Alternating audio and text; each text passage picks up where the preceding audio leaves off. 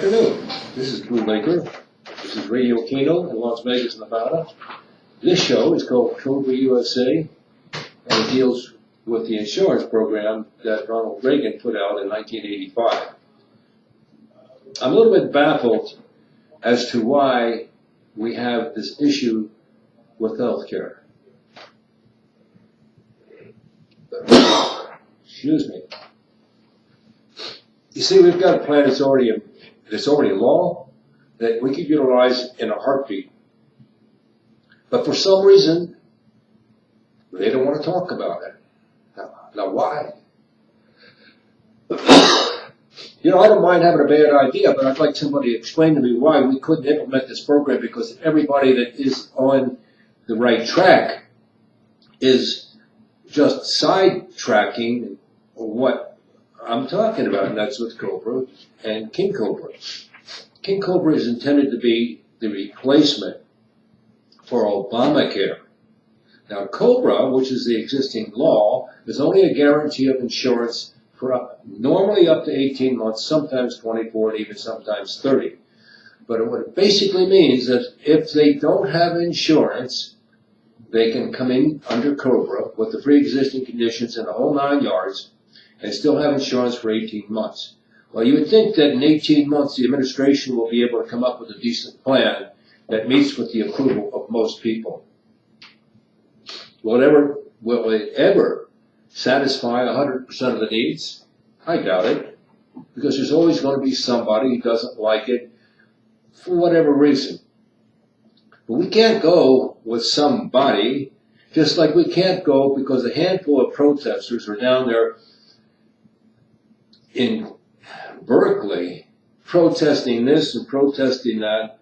They don't represent the majority of Americans. We have someone that does. His name is Donald Trump. He's the President of the United States. Why don't they get over? Why don't they get over it? Because they don't want to? Because they don't like the way he combs his hair? Or maybe they don't like the way he thinks, conservative? Well, if they don't like the way he thinks, probably won't like the way I think, because I am an ultra-conservative. Yes, ultra-conservative, because I don't believe in wasting money.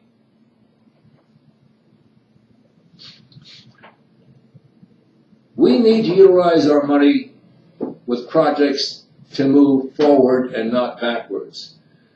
We don't need to keep our eyes in back of us wondering what our quote-unquote fellow citizens, comrades, are doing. Or maybe I hit it on the head, comrades. Maybe that's got something to do with it. Because I know that the communists used to use that phrase, and it represented an entirely different way of thinking. But that's a long time ago. So now, since we've gotten that out of the way, you know, kind of history is really kind of important, because we've gone through so many wars, and some of those countries that we had to fight and died. Well, not me, I'm not dead, but the point is that our soldiers, men and women, have given up their lives so that we can have independence, freedom of speech, freedom to bear guns, and all of those other things that come with it. Plus, we get to choose an elected official. We've done that. And it's time that the opposition got over it. It's time for them to move into the mainstream of society, into the mainstream of all countries. Because together we have an opportunity to overcome ISIS and some of the other terrors that plague us today. Is it going to be easy? No, it's not. Is it going to be something we can treat with kid gloves?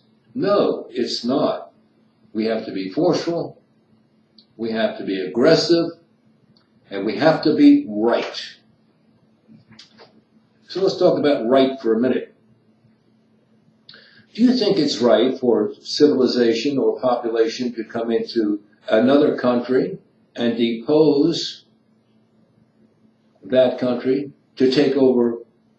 Oh yeah, we used to do that with wars. We used to go in and conquer different countries. And then they became subsidiaries of the country that was doing the invading. They annexed those properties. But today, we're not using that kind of takeover. We're utilizing protest. And again, I say to you, with 330 million people in the United States, what does a handful of radicals have to do with anything? They don't have anything better to do? Are they being paid to protest? I believe they must be, because anybody that understands law and understands that people have been elected to various positions, elected by their peers, and need to be respected to establish law and order. Yeah, you notice I said law and order. I didn't say a new order. Now, there's a huge difference between the two. Does it mean that we should try to get on the same page with other countries? Yes, it does. Does it mean that we're going to be the police for the entire world? No, it doesn't. Why should we put our men and women at risk for other countries? Why?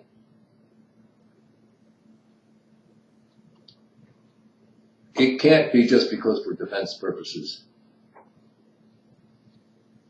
If we guarded our own borders, we would have had half of the problems we have today. But we don't do that. We have an open border society, which sucks.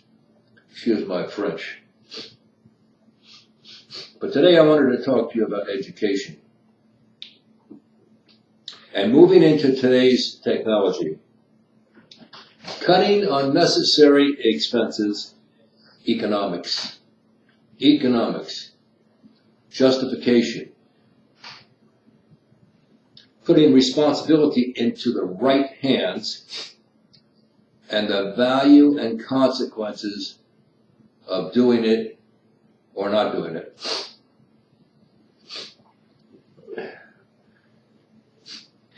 In light of all the academic standings here in the nation, we are hovering between 48 to 50.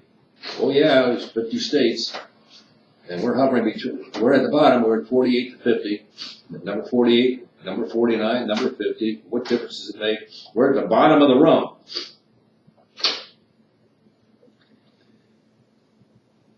It's reasonable to think that we're doing something wrong. And if we can't own up to the problems, we will continue along the same dismal road. However, there is hope, because we know what the problems are.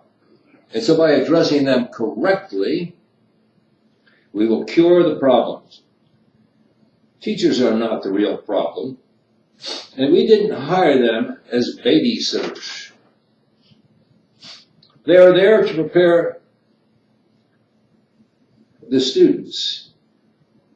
And the students must have the desire to learn. They're not in the school to promote their social circles. They're there to prepare themselves for their future. Failing to do so, there's little hope of being able to survive in tomorrow's highly competitive areas. If you haven't noticed, the technology is advancing itself, and we still have people in 11th and 12th grade that cannot read or do mathematics. Oh, I'm sorry, not mathematics, even simple arithmetic. How can that be? How could they possibly move from the first grade to the 11th grade and they can't read or do math or arithmetic. Uncalled for, unnecessary. Well, I'm told, I have a friend that is a teacher. He teaches algebra. So that's very complex. That's complex. That's difficult for most people, that's for sure. But what he tells me is that these students come in, they don't care whether they pass or fail, because they don't hold them back if they don't. They just put them into the next grade at the end of the year. Well, what does that do for the student? Anything? No, it doesn't do anything. He hasn't gained an education. He isn't moving forward in society, and the chances of him getting a decent job are next to nothing. So, it becomes incumbent upon them to understand their responsibility and recognizing that the subsidies and the welfare and the other things that they currently enjoy are going away. And they'll be left standing there holding the bag. But guess what? It's going to be an empty bag. So, for those of you who have children, for those of you who have not kept up with your students' progress or don't give a damn about their progress, let this be a warning to you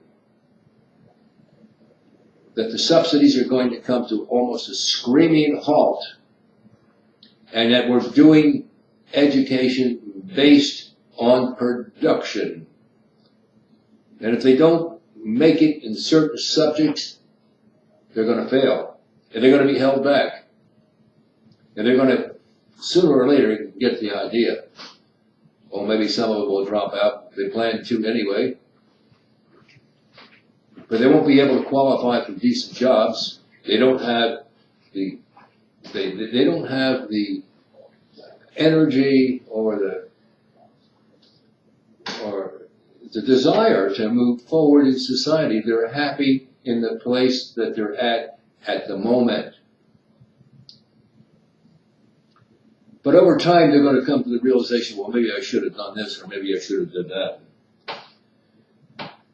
Now, in order to establish rationale for my conclusions, I must first explain what I base my theories on. I produce solutions on difficult problems based on simplicity and understanding of the laws of nature and mathematics. Mathematics, being the language of the universe, has its roots.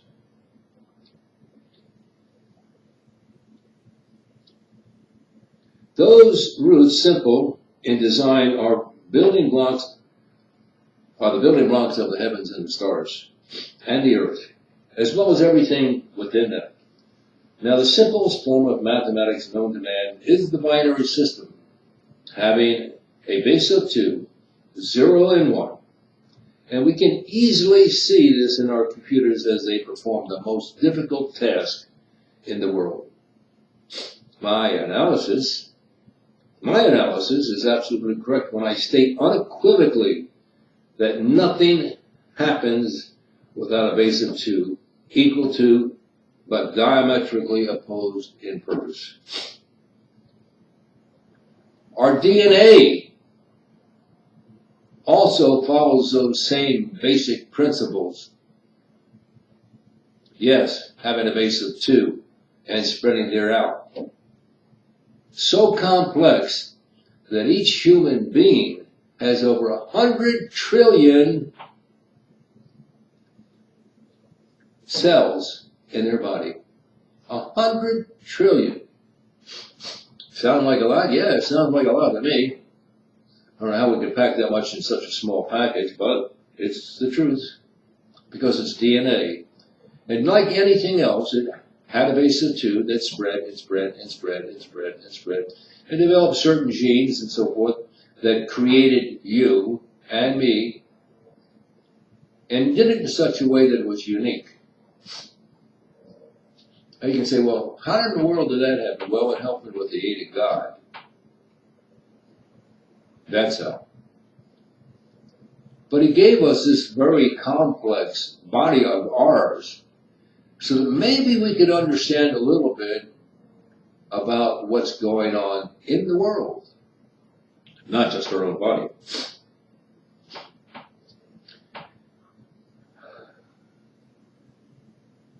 A simple explanation are men and women equal to each other and made of nothing more than a binary system. The alphabet, our numbering system, are based on the binary system being comprised of and made of nothing more than ones and zeros. So what has this to do with education? That's simple. Because everything in the universe is based on mathematics. While I have given you the answers about the universe and how it was built, I have not given you the key that makes them work. And for that, you must read on to hear the rest of the story. Of course, is this very boring to you? Then I suggest that you turn off the radio. Let me put my theory into practice. As I mentioned earlier on, the computer with all its marvels is still only a box loaded with two lines. One is straight and the other is circular. So how can two lines perform these, quote, miracles? Not by imagination, instead with instilled knowledge. Education. Yes, we instilled knowledge into computers who now have become the teachers with unlimited opportunities awaiting those who choose to use them. Knowledge is gained by learning and building upon core values easily within our grasp. As a child grows, so does his knowledge and understanding, but he or she didn't do it by themselves. They had parents and teachers that taught them how to eat, how to read, how to dress, behave, and act responsibly. As they grow, they need more of the tools of understanding to survive. Some become complacent, too comfortable in their surroundings, not wishing to become responsible, being dependent on their family, social services, welfare, food stamps, false disabilities, dope, crime, and other destructive forces that can forever destroy a productive life for them. It is only education and faith that can deter them from a life of misery and suffering. Education is no longer a game at the convenience of the players. The responsibility for making education a reality is a shared responsibility between educators, parents, and students. A binary obligation between teachers and parents. Both must do their part to make it effective. If a teacher is responsible, they get fired. If the parents are responsible, they get fined. If the student is at fault, they get punished. Education is not free. It's paid for by other taxpayers like yourself.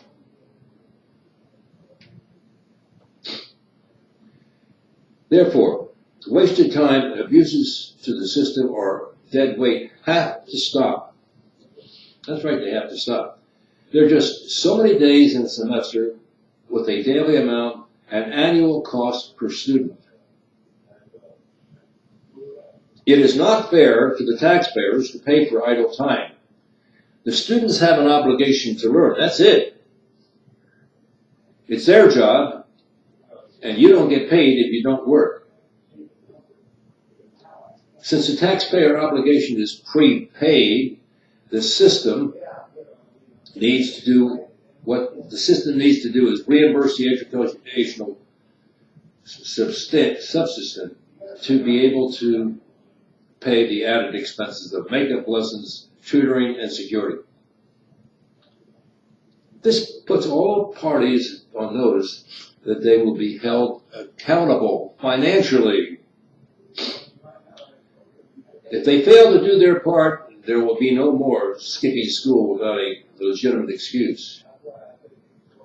Parents will be notified immediately by phone, texting, or email when a student is absent.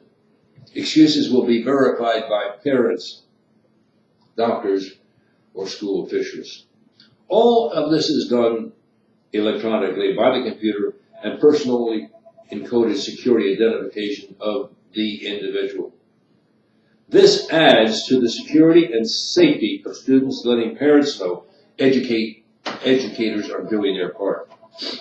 Conversely, reminds them of their responsibility as a team player and possible penalties. Now, we have unraveled some of the problems, and we can shed light on achievement with the hammer and nails at our disposal. The hammer is the computer. The nails are the wisdom and knowledge we have to pound into their heads. Why does a computer enable us to have better control?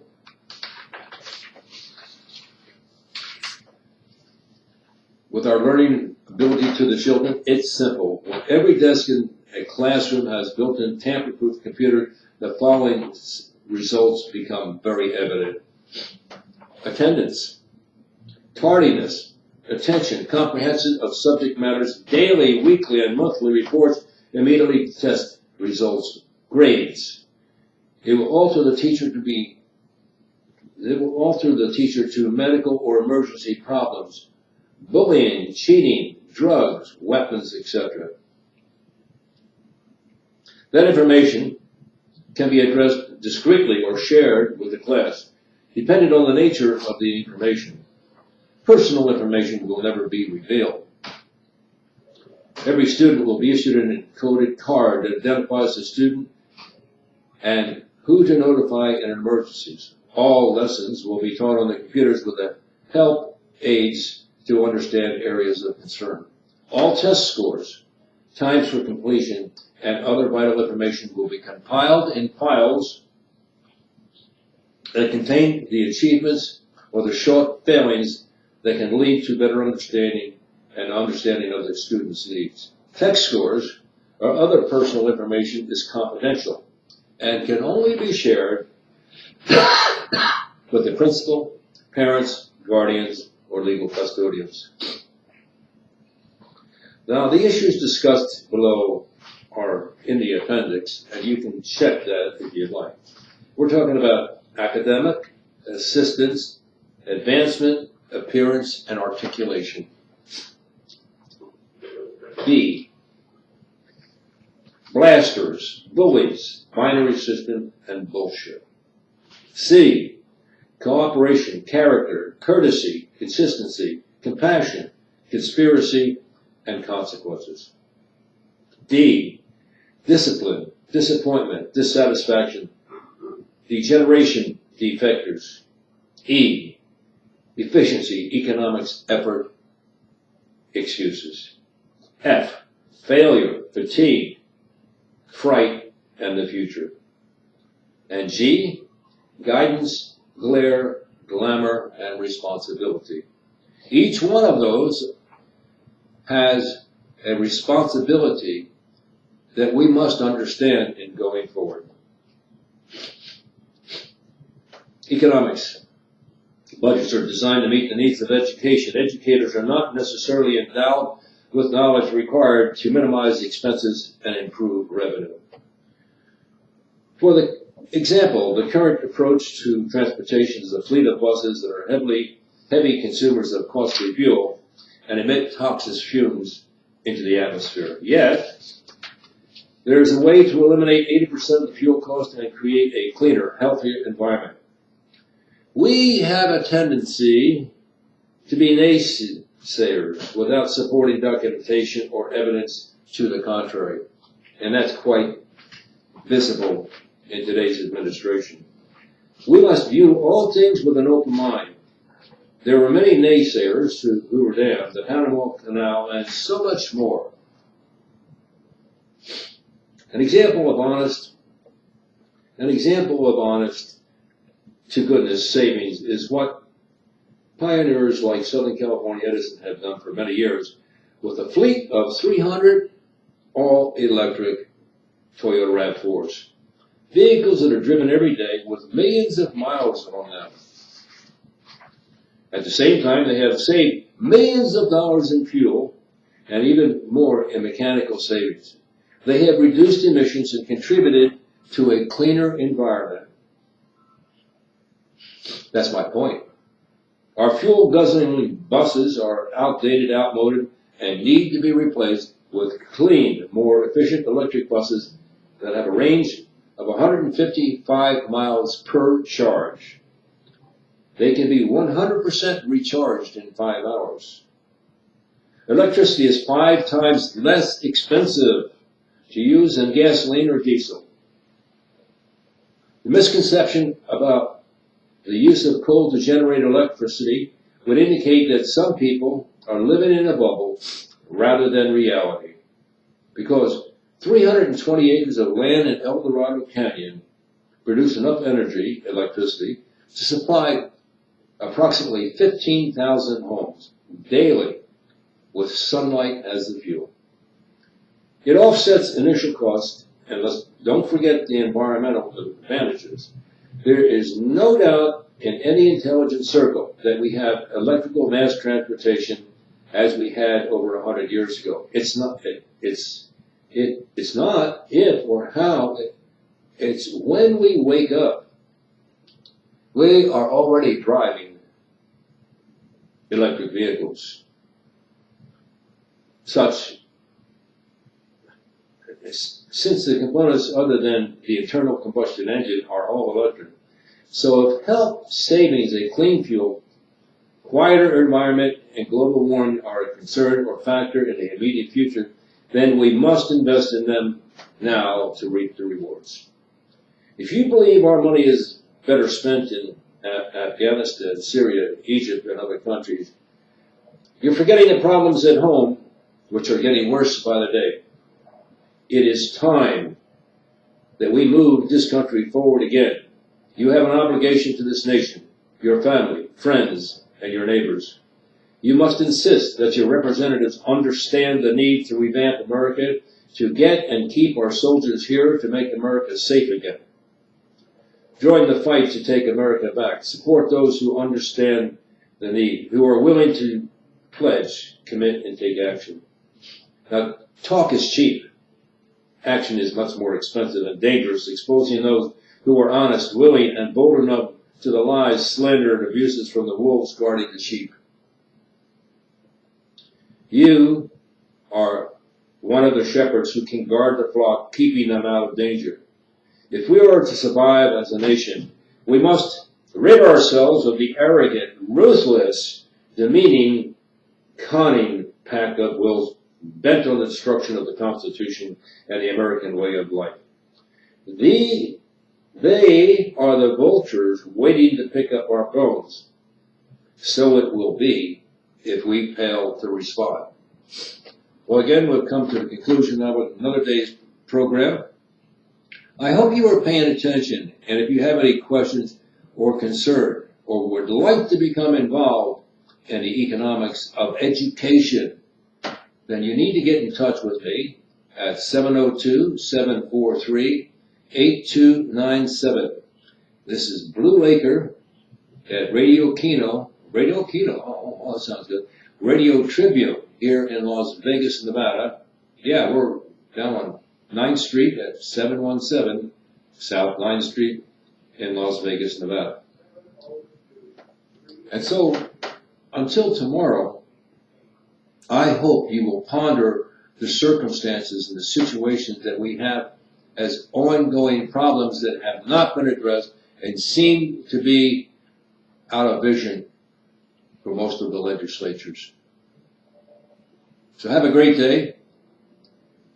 I hope to talk to you soon. You can call in here to the radio station and we can carry on a conversation.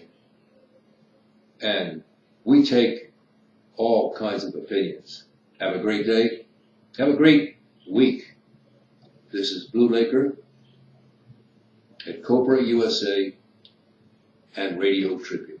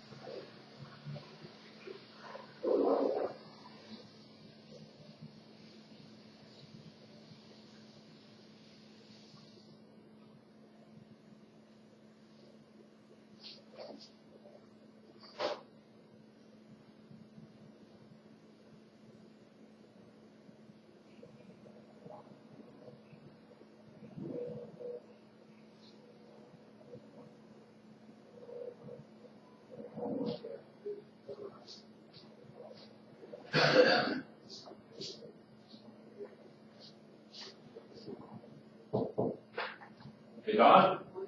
Have you got a copy of that? Yeah. I think hopefully it's free. You know, you gotta have the standard newspaper page and print it out around the 50%. Now, to yours would be the last one in line on the commentary and your asking bars. Yeah. Because there's a 2 o'clock bill, so they're comparable. You know what I'm saying? The commentary is on yours. Yeah. I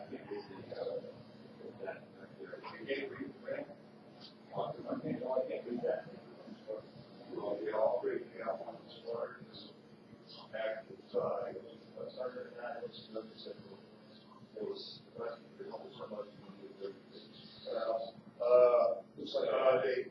he added one paragraph right at the beginning of yours, just putting around. Take the time of day you were coming on the air, so we put that right for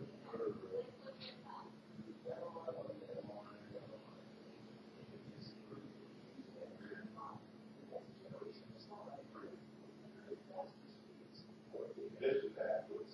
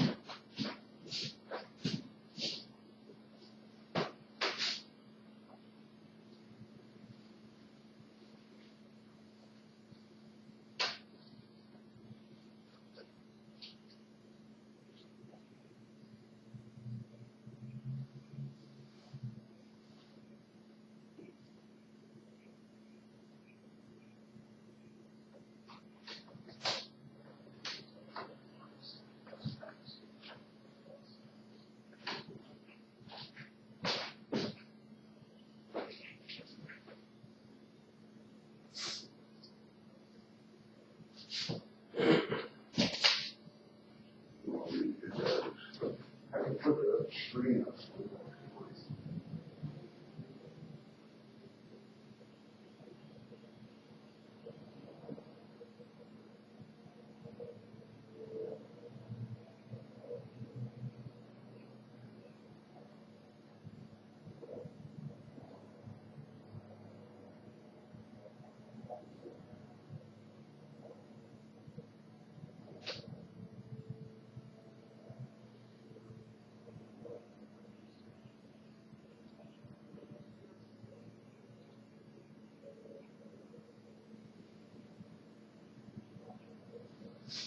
I'll be right back, Don.